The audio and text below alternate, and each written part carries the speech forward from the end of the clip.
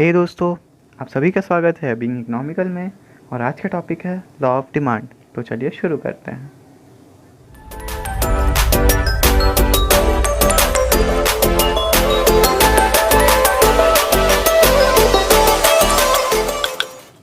तो सबसे पहले हम लोग जानेंगे डिमांड। तो जो नॉर्मल टर्म में हम लोग डिमांड यूज़ करते हैं, पर इकोनॉमिक्स में जो डिमांड यूज़ करते हैं वो दोनों डिफरेंट है। ठीक है, तो अगर हम इकोनॉमिक्स की डिमांड पढ़ेंगे तो वो क्या बोलता है देखेंगे पहले। तो इकोनॉमिक्स के डिमांड के हिसाब से डिमांड है desire plus willingness to have plus ability to purchase. अगर ये तीन चीज़ है उस बंदे के पास तो वो डिमांड कर सकता है और वो उस बंदे का डिमांड है। ठीक है, अगर मुझे एक ऑडी लेने का डिमांड है, ठीक है, पर मेरे पास विलिंगनेस टू हैव है पर एबिलिटी नहीं है कि मैं परचेज कर सकूं, तो वो मेरा डिमांड नहीं है। ये डिमांड रिजेक्ट कर देता है, ये एक्चुअल में डिमांड है ही नहीं।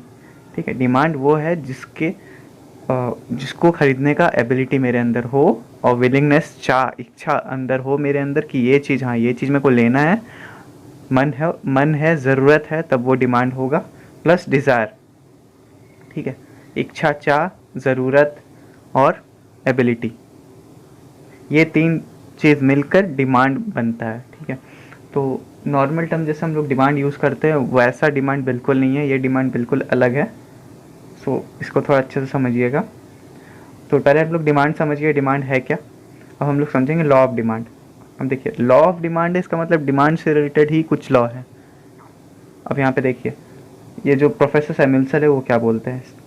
ही states that people will buy more at lower price and buy less at higher price if other things remain the same or constant। people मतलब ह्यूमन बीइंग, जैसे हम लोग आ रहे हैं, हम लोग क्या करेंगे, हम लोग का ह्यूमन नेचर है, ये ह्यूमन साइकोलॉजी है कि जब भी हम लोग का जब भी कोई चीज़ कम दाम में मिल रहा है तो हम वो ज़्यादा ले लेते हैं। ये नॉर्मल रियल लाइफ से रिलेटेड ही है, अगर हम लोग रिलेट करें तो कुछ हट के ज़्यादा कुछ लॉ नहीं है। सिंपल सा लॉ है कि जहाँ प्राइस कम हुआ हम लोग का डिमांड बढ़ेगा, जहाँ प्राइस बढ़ गया हम लोग का डिमांड कम होगा, बस सिंपल सा ये है। और अदर थिंग्स रिमेनिंग कांस्टेंट, सिर्फ यहाँ पे प्राइस चेंज हो रहा है और कुछ भी चेंज नहीं हो रहा है, ये चीज़ ध्यान रखना है। मेन चीज़ है यहाँ पे other things remaining constant, other than price. यहाँ पे प्राइस चेंज होगा तभी डिमांड चेंज होगा। और ये अदर थिंग्स जैसे कि जैसे कि अदर थिंग एक्सटर्नलिटीज़ हो गया, इनकम हो गया आपका, गवर्नमेंट स्कीम्स, ये सब कुछ भी अगर चेंज होता है, इसका मैं हम लोग पढ़ेंगे एक्सेप्शंस या फिर फैक्टर्स, तो ये सब चीज़ कांस्टेंट रहेगा, एजम्पशंस में आएगा ये सब। ठीक है, तो सिंपल हम लोग यहाँ से समझेंगे। देखिए, पी मतलब यहाँ पे प्राइस इंडिकेट कर रहा है और डी मतलब डिमांड। जैसे भी प्राइस बढ़ रहा है वो राइज कर रहा है, डिमांड फॉल कर रहा है। और प्राइस अगर जैसे ही प्राइस कम हो रहा है तो डिमांड बढ़ जा रहा है। ठीक है, तो जिससे क्या होता है कि दोनों के बीच में इन्वर्स रिलेशनशिप है, मतलब एक के घटने और एक का बढ़ना, ये है। ठीक है, इन्वर्स रिलेशनशिप। तो एक चीज़ टिप देना चाहूँगा कि जब भी आप लॉ ऑफ डिमांड पढ़ें या फिर समझने की कोशिश करें तो आप कंज्यूमर पॉइंट ऑफ व्यू से समझिए, ताकि ये कंज्यूमर पॉइंट ऑफ व्यू से बहुत ही ईजी हो जाता है इसको समझना। लॉ ऑफ डिमांड को आप कंज्यूमर पॉइंट ऑफ व्यू से देखेंगे तो आप नॉर्मल रेशनल कंज्यूमर क्या चाहेगा कि वो चाहेगा जैसे ही प्राइस कम हो तो हम लोग का डिमांड जो है वो ज़्यादा ही हो जाता है। ठीक है,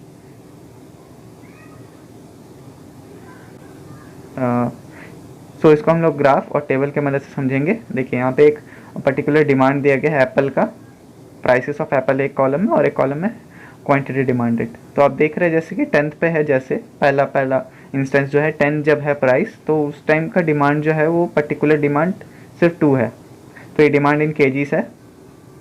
और जैसे कि प्राइस साइमल्टेनियसली घटते जा रहा है वैसे कि क्वांटिटी डिमांड बढ़ते जा रहा है। देखिए, 10 से 8 हुआ तो 8 पे हम लोग का डिमांड बढ़ा 4, फिर 6 हुआ तो डिमांड 6 हो गया, और फिर 4 हुआ तो फिर डिमांड 8 हुआ, और फाइनली जब 2 हुआ तो डिमांड 10 हो गया। तो इससे हम लोग को समझ आ रहा है कि जैसे कि हम लोग का प्राइस जो है वो घटते जा रहा है तो डिमांड बढ़ते जा रहा है। और ग्राफ के मदद से तो डिमांड का डाउनवर्ड स्लोपिंग होता है, जैसे कि आप देख सकते हैं, जैसे कि जैसे जैसे प्राइस घटते जा रहा है डिमांड भी बढ़ते जा रहा है। इसका एजम्पशंस क्या क्या है। अब एजम्पशंस मतलब आपको अगर नहीं पता है तो मैं बता दूं, एजम्पशंस मतलब कुछ भी अगर लॉ बनता है तो हम लोग को कुछ अज्यूम करना पड़ता है कि हम लोग ये चीज़ कांस्टेंट रहेगा तभी वो लॉ वर्क करेगा। तो तो हर लॉ में एजम्पशंस रहता है, हर लॉ में एक्सेप्शंस रहता है, तो ये लॉ में भी एक्सेप्शंस है जो इसके बाद बताने वाला हूँ। पर एजम्पशंस क्या है, ठीक है, ये पहले हम लोग जानेंगे एजम्पशंस। तो habit, taste and fashion remain constant, मतलब उस पर्टिकुलर पर्सन, प्लेस या फिर जो भी जगह है वहाँ पे उसका हैबिट, टेस्ट और फैशन जो है वो कांस्टेंट रहेगा। फैशन चेंज नहीं होगा, ना ही उसका हैबिट चेंज होगा, ना ही टेस्ट चेंज होगा, तभी ये लॉ काम करेगा। दूसरा है money, money income of the consumer does not change. Money income of the consumer does not change मतलब उनका जो दो टाइप का इनकम होता है, एक मनी इनकम होता है, एक रियल इनकम रहता है, लेकिन मनी इनकम चेंज नहीं होना है, जो उसका अगर हम लोग लिटरल टर्म में देखें तो डायरेक्टली हम लोग का इनकम है जो चेंज नहीं होना है, ठीक है। Price of the other good remain constant, substitute goods हो गया जैसे कि, तो ये सब गुड्स का प्राइस जो है वो भी कांस्टेंट रहना चाहिए, तो ही ये लॉ वर्क करेगा। और the commodity of the commodity is a normal good and no prestigious और स्टेटस वैल्यू। हाँ, सबसे मेन बात है कि कमोडिटी जो है वो नॉर्मल गुड्स होना चाहिए, लग्जरीज गुड नहीं होना चाहिए, पेरिसेबल गुड्स नहीं होना चाहिए, ये सब एक्सेप्शंस में आ जा रहा है। पर जो आपका नॉर्मल गुड्स है उसमें वो ये लॉ जो है उसका प्राइस चेंज नहीं होगा, तभी काम करेगा। People do not expect changes in prices, expect changes, हाँ, पीपल को एक्सपेक्ट नहीं करना चाहिए कि फ्यूचर में प्राइस चेंज होगा। पीपल्स को बस, मतलब ह्यूमन बीइंग को बस इतना सोचना चाहिए, हम लोग को बस इतना सोचना चाहिए कि अभी प्राइस कम है तो अभी हम लोग को लेना है। ये चीज़ जो है वो माइंड में आना नहीं चाहिए, या फिर इन्फ्लुएंस नहीं होना चाहिए पीपल को कि अभी प्राइस कम है तो हो सकता है फ्यूचर में और भी कम हो जाए, ठीक है, ये चीज़ है। सब्स्टिट्यूट गुड क्या है अगर आप देखना चाहें, ये देखिए, जैसे सब्स्टिट्यूट गुड्स में क्या आ गया, जैसे कि कोक और पेप्सी हो गया सब्स्टिट्यूट गुड्स, ठीक है। साइकिल और वो कार, कॉफ़ी, टी, ये सब सब्स्टिट्यूट गुड्स हो गया है, ठीक है। एक्सेप्शंस क्या है, अब देखिए, एक्सेप्शंस इस लॉ के बहुत ही इंपॉर्टेंट है क्योंकि ये बहुत ही शॉर्ट क्वेश्चंस में आते हैं, ठीक है।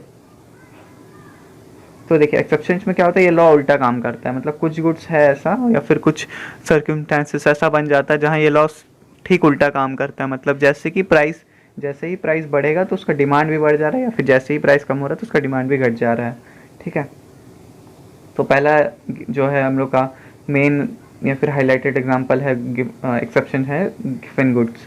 देखिए अब गिफन गुड्स कहाँ से आया है, गिफन गुड्स का अगर हम लोग हिस्ट्री में देखें तो रॉबर्ट गिफन जो है ये पर्टिकुलर गुड्स को पॉइंट आउट किए थे और ये बोले थे कि दिस गुड्स जो इन्फीरियर गुड्स रहता है, लो क्वालिटी गुड्स जो रहता है, ठीक है, तो उसमें जो है वो कंज्यूमर जो है वो लार्ज पार्ट इनकम नहीं करता है, तो उससे क्या होता है कि डिमांड जो उसका फॉल हो जाता है प्राइस के साथ। तो demand of this positive slope, मतलब जैसे कि वो एक 1 रुपीज़ वाला राइस हो गया, राशन राइस हो गया, फिर रॉ पटैटो हो गया, ये सब क्या एक्सेप्शंस में आ जा रहा है गिफन गुड्स में। तो ये सब का जैसे ही प्राइस मतलब अगर और भी कम होता है तो फिर वो पीपल शिफ्ट हो जाते हैं इन सुपीरियर गुड्स में, सोचते हैं जब हम 1 रुपीज़ में पे कर रहे हैं रॉ वाला और 2 रुपीज़ में हम लोग अच्छा वाला ही क्यों ना खरीदे। तो ये गिफन गुड्स में पॉजिटिव स्लोप रहता है कर्व में और डायरेक्टली रिलेटेड होता है। उसका एग्जांपल है रॉ पटैटो, राइस, इन स्टेपल फूड, ठीक है। और दूसरा जैसे लग्जरी गुड्स, हम लोग जैसे जमसन्स में पढ़े थे लग्जरी गुड्स, और ये सब का प्राइस कांस्टेंट रहना चाहिए। तो जो लग्जरी गुड्स है ये सब डेमोन्स्ट्रेशन इफेक्ट्स के वजह से बिकते हैं। तो अगर देखिए आप अगर समझ नहीं पा रहे तो जैसे कि लग्जरी गुड्स है तो उसका प्राइस जो है जितना हाई हो उसका डिमांड भी उतना ही बढ़ जाता है। जैसे कि आप आईफोन का एग्जांपल ले सकते हैं, इट्स अ ब्रांड का चीज़ आ जाता है, डेमोन्स्ट्रेशन इफेक्ट काम कर जाता है। तो ये जो लग्जरी गुड्स का है और या फिर जो स्टेटस वैल्यू है उसका प्राइस जितना भी बढ़े, गोल्ड हो गया, फिर आपका डायमंड हो गया, प्लैटिनम हो गया, ये सब जितना भी स्टेटस वैल्यू है तो फिर वो कुछ लॉ ऑफ डिमांड के अंदर ये नहीं आता है। एक्सपेक्टेशंस रिगार्डिंग फ्यूचर प्राइसेस, कुछ लोगों को एक्सपेक्टेशंस रहता है कि फ्यूचर प्राइस में ये कि इस चीज़ का दाम बढ़ेगा या घटेगा, ठीक है। तो ये सब चीज़ है, if the price of the commodity is rising in and it is expected to rise in future, the demand of commodity will increase. अगर अभी भी प्राइस बढ़ा हुआ है पर ये जो है फैला हुआ है, ये मतलब सब पीपल के माइंड पे फैला हुआ है कि वो लोग को लग रहा है कि प्राइस और बढ़ेगा। अभी जितना बढ़ा हुआ है वो तो ठीक है, जैसे कि बीच में ऑनियन का हो गया था, वो 60 रुपीज़ kg हो गया था, तो उस टाइप पे भी बहुत सारा उसका डिमांड बढ़ गया था, तो फिर वो और 90 हो गया, फिर 100 हो गया। तो ये जो चीज़ है ना, इस चीज़ में भी लॉ काम नहीं करेगा, क्योंकि देखिए जैसे भी प्राइस बढ़ रहा है, क्योंकि यहाँ पे जो है एक्सपेक्ट कर ले रहे हैं कि प्राइस और बढ़ेगा, तो इसके चलते वो पीपल्स और ज़्यादा खरीद ले रहे हैं। So at the time of emergency में तो मैक्सिमम लोग लॉ काम नहीं करते हैं, तो ये इमरजेंसी में कैसे काम कर सकता है? इमरजेंसी में जो मिल रहा है वो लेते हैं हम लोग। सो ये रीज़नेबल नहीं है कि ये लॉ काम करेगा। जैसे कि वॉर हो गया, फेमिनाइन हो गया, फिर ये सब में आई डोंट थिंक सो ये लॉ काम करेगा। एक्सेप्शंस में भी आता है कि ये लॉ काम नहीं करेगा। Quality price relationship, quality price, हाँ, कुछ लोगों का ये मानना है कि जितना ज़्यादा प्राइस हो गुड्स का उतना अच्छा क्वालिटी भी रहता है गुड्स का।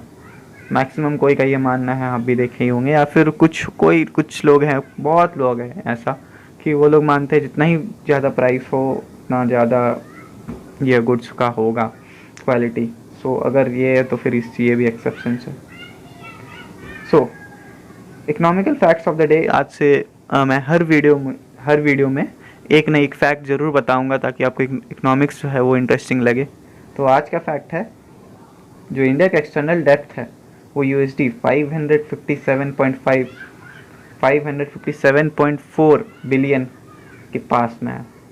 मतलब एक्सटर्नल डेप्थ मतलब इंडिया को 557.4 बिलियन USD डॉलर्स, जो कि अगर हम लोग इंडियन रुपीस में कन्वर्ट करें तो ये है, इतना पे करना है फॉरेन कंट्रीज़ को। तो आप सोच सकते हैं कि इंडिया अभी भी कितने डेप्थ में जी रहा है। So thank you so much. अगर आपको फैक्ट अच्छा लगा आप लाइक कर सकते हैं, और चैनल को सब्सक्राइब करते रहिए या फिर करवाते रहिए, जैसा करना है करिए, क्योंकि ये चैनल सिर्फ आप ही लोग